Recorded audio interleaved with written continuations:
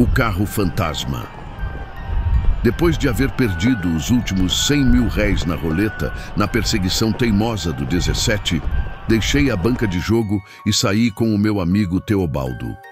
Era uma bonita noite de verão, enluarada, e os raros transeuntes que passavam pela rua em que estávamos aquelas horas, seria um pouco mais de meia-noite, quebravam a monotonia daquele luar que banhava a cidade. Nesta ocasião, avistei na volta de uma esquina um carro que se aproximava. O cavalo vinha num passo tardo, como se estivesse cansado pelos trabalhos exaustivos do dia. O calor sufocava e eu suava em bicas. "Vamos pegar aquele carro e dar umas voltas por aí", disse a Teobaldo enquanto ele se abanava furiosamente com o chapéu de palha, como se minhas palavras fossem uma chicotada. Meu amigo parou de se abanar e, segurando-me pelo braço, olhos arregalados, me perguntou: "Pegar o quê? Aquele carro que vem ali? Tu estás falando sério? Tu viste algum carro?" "Então ali não vem um carro, idiota, cego? É melhor, mesmo que eu seja cego, do que estar vendo o que não existe." "Não existe?" Tornei curioso e irritado com tanta contradição misteriosa. "E o que é aquilo que vem ali, religiosa besta? Olha, sabe uma coisa? Fica-te por aí com teu carro e procura-me amanhã no Café Paraíso, às 8 horas da noite. Vais me deixar? Vamos pegar o carro que está aqui pertinho." Pertinho? Quando procurei Teobaldo, vi que este corria com todas as forças como um evadido, desaparecendo ao longe como se fosse perseguido. O cocheiro vinha duro, firme na boleia. Como se adivinhasse meu pensamento, sofreou o animal, enquanto eu, tomando o veículo, dava ordem para que rodasse. Não me disse uma palavra, e apenas pude notar que a lua, dando-lhe em cheio no rosto, emprestava-lhe uma expressão sinistra. O cavalo, que até então parecia pacato, transformou-se de chofre no mais fogoso corcel. A princípio, gostei da carreira, cujo vento deslocado me vinha refrescar um pouco as têmperas esquentadas pelo álcool. Porém, este prazer se foi apagando quando a velocidade aumentava numa fúria satânica pelas ruas mais distantes da cidade. Ergui-me da almofada macia e puxei o cocheiro pela aba da casaca, dizendo-lhe que não era preciso correr tanto assim. Inútil. O homem parecia uma estátua, imóvel, ereto, não me deu a mínima atenção. Puxei-o com ambas as mãos, berrei: "Nada!" O carro continuava correndo sempre. Quis saltar, mas a velocidade aterrava-me. E correndo ruas, dobrando esquinas, subindo e descendo ladeiras, lá ia o carro maldito, na mesma velocidade endemoninhada, sem, todavia, virar aos solavancos mais bruscos. Resignado à força, deixei-me cair no assento do carro, quando reparei que eu não estava só. Um homem, todo de preto, com uma fisionomia serena, limpava com um lenço o sangue que corria contínuo de uma grande brecha no crânio. Estava sem chapéu e o cabelo se lhe empastava na testa avermelhada. Fiquei atônito. Quis gritar, mas a voz me faltou. Tentei me atirar de qualquer maneira para fora do carro, mas parecia que eu estava pregado a ele, e o carro, correndo sempre aos solavancos horríveis, passava pelas ruas como um tufão. Ora, era uma árvore que se esgalhava pela portinhola donde as folhas voavam para longe, num remoinho violento. Depois, uma ponte de madeira que ele atravessava, imprimindo com as rodas um ruído surdo como de um trovão. Além, um riacho do qual fiquei todo molhado.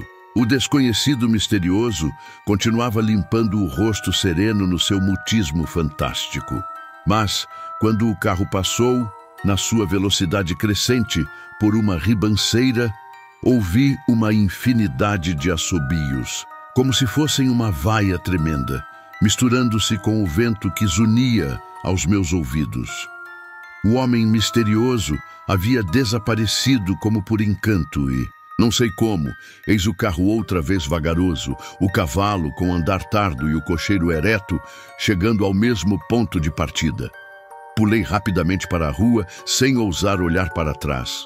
E agora quem corria mais que Teobaldo era eu.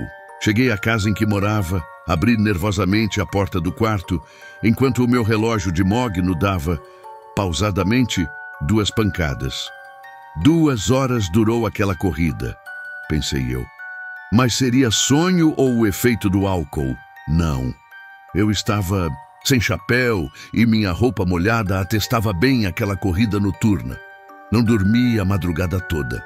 Fumei cigarros sobre cigarros, passeando agitado pelo quarto, assistindo a todas as pancadas do relógio, até que, enfim, os galos começaram a clarinar e a manhã veio rompendo quente, rubra como as fornalhas do inferno. Às 8 horas da noite, fui ao Café Paraíso. Sentei-me a uma mesa, pedi um conhaque e fiquei esperando Teobaldo.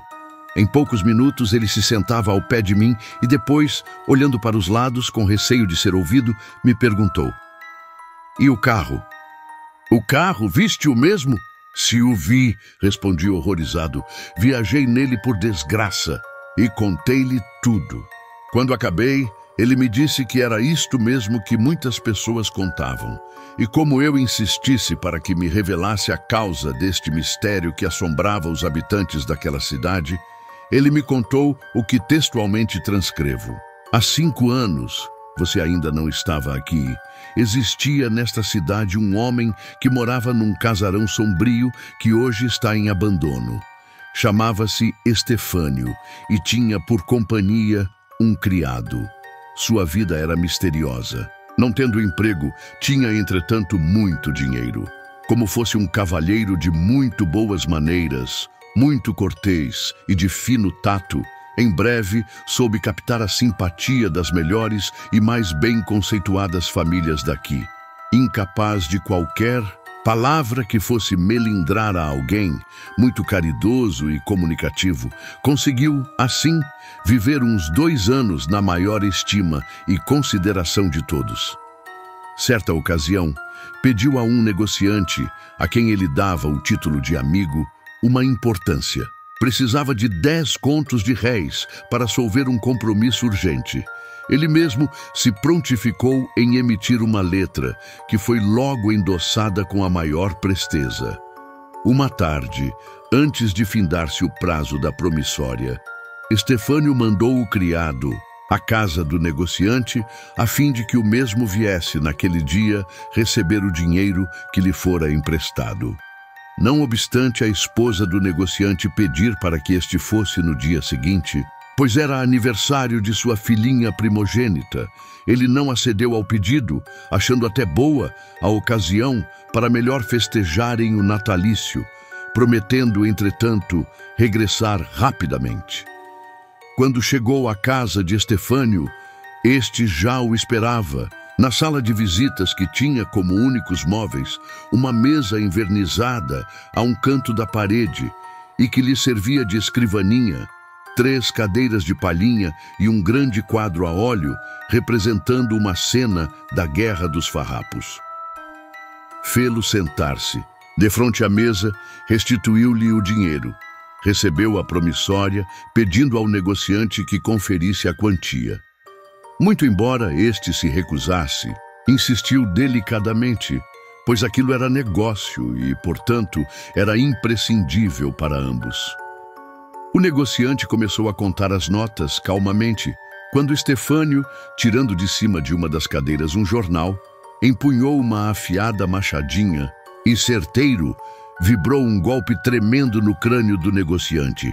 O sangue jorrou-lhe na cara e, segurando a vítima com um braço, largou a arma assassina e, com a mão, escorou-se à parede, onde se estampou a sangrenta, horripilante mão na calvíssima. "Presto!" acudiu o criado com um grande saco de lona e, ajudado por este último, enrolaram o cadáver dobrado em 2 num impermeável e puseram este embrulho macabro dentro do saco. Depois, jogaram farinha ao solo, usaram do mesmo processo, na mesa, ajuntaram aquele dinheiro, ainda tépido de sangue, e esconderam-no com a farinha e a arma dentro de um grande forno de barro existente no quintal, e que servia para cozer pães. Lavou-se, trocou de roupa e esperou. Às 8 horas, isto é, 1 hora depois do crime, chegou um carro encomendado por Estefânio naquela rua quase deserta. Auxiliado pelo criado, Estefânio pôs o saco no fundo do carro e ordenou ao cocheiro que fosse para a rua Areal, onde iria entregar aquele embrulho a um amigo. Se a rua em que morava Estefânio era pouco habitada, a rua Areal então era desertíssima. O cocheiro estranhou a ordem àquelas horas para um lugar ermo, ainda mais com um homem decentemente vestido que ia entregar um embrulho a um amigo e nem sequer se fazia acompanhar pelo criado. Enfim, deu de rédeas e partiu. A certa altura, quando o carro contornava a estrada por cuja rampa as carroças despejavam, naquele tempo, o lixo da cidade, a um movimento mais forte das molas do veículo, Estefânio empurrou o fúnebre saco pela rampa arenta e, mais além, ordenou ao cocheiro que voltasse, pois se lembrava não encontrar o amigo na casa, cujo número não dissera.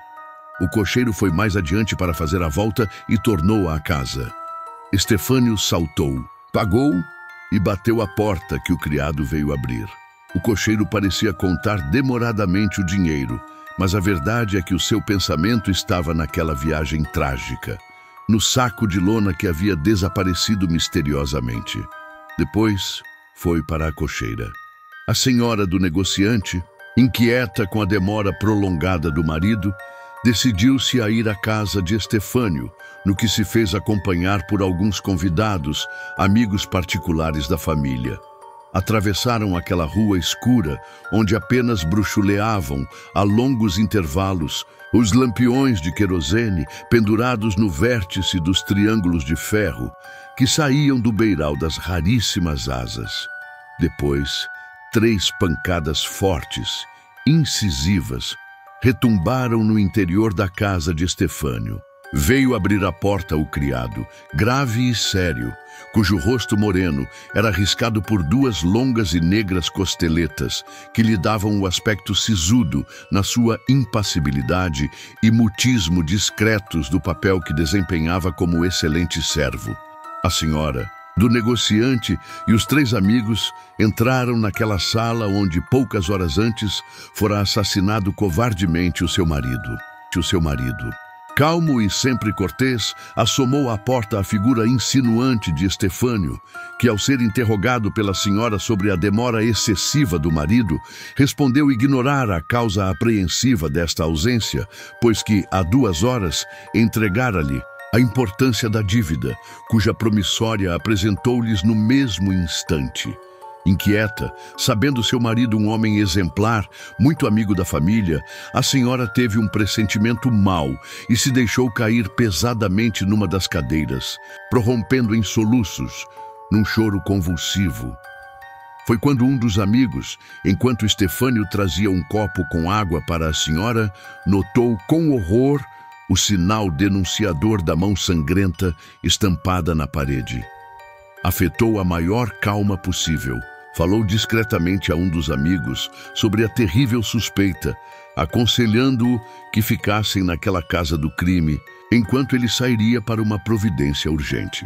Enquanto todos tentavam acalmar a senhora nas suas crises nervosas, o amigo da terrível descoberta aproveitou uma ocasião para sair pela porta que ficara entreaberta. Louco, numa carreira desenfreada, o homem corria pelas ruas até chegar ao primeiro posto policial que encontrou. Narrou sucintamente o caso e a desconfiança do crime ao comissário de dia, e em pouco tempo chegava um Tilbury com a autoridade e 2 praças. A chegada brusca e intempestiva das 4 pessoas ao local não fizera mudar a fisionomia aparentemente calma do assassino. O comissário interrogou-o sobre o desaparecimento da vítima e teve sempre as mesmas respostas anteriores. Deteve o criado e o amo e deu uma busca severa por toda a casa. Tirando um lampião comum que estava na sala de jantar, percorreram com aquela luz auxiliadora todo o quintal sem nada encontrarem. Mas o forno, grande e redondo, com a sua iante e negra boca, parecia querer chamá-los para lhes mostrar o segredo comprovativo que ele guardava no seu bojo. Ao fundo, lá estavam as notas amarradas em pacotes, a pequena machada e o embrulho da farinha empapada do sangue. Alumiaram aquele interior negro e a luz pálida do lampião mostrou-lhes os objetos ocultos. Com uma vassoura velha, um dos soldados começou a puxar com jeito aquela denúncia macabra. Partiram rapidamente para dentro e interrogaram novamente a Estefânio sobre a descoberta recente. O assassino negou que o dinheiro lhe pertencesse. Porém, quanto à varinha, fora ele, dizia, que entornara um pouco de vinho ao jantar e seu criado usara daquele processo familiar para enxugá-lo. E aquela mão sangrenta ali na parede? Perguntou-lhe o comissário, apontando com a bengala. Um grito agudo cortou o silêncio sepulcral daquela rua, enquanto um corpo caía pesadamente ao chão. Era a senhora que desmaiara. Os amigos puseram-na no carro, levando-a para uma farmácia, enquanto os policiais seguiram para o posto com Estefânio e o criado.